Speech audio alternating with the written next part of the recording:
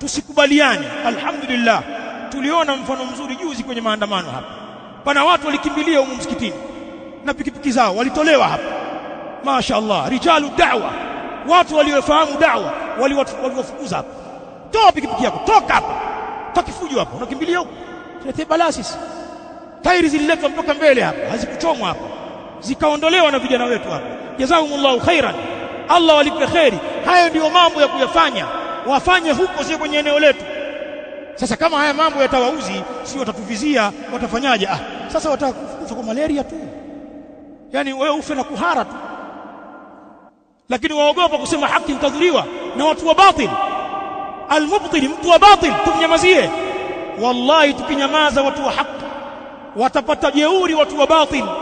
Na hata hawa watawala wanahitaji kujua, wanahitaji kufahamishwa, wanahitaji kufundishwa. Nyinyi msidhani hawa watawala wanafahamu wa Uislamu kwa viwango vyake, wallahi hawajui. Wanahitaji kueleweshwa, wanahitaji maneno kama haya waelewe.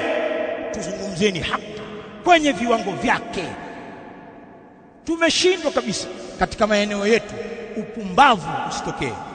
Tusimruhusu yoyote, tudhibiti sisi wenyewe. Hili jambo hili litatupa salama sisi hapa duniani na mbele ya Allah subhanahu wa ta'ala.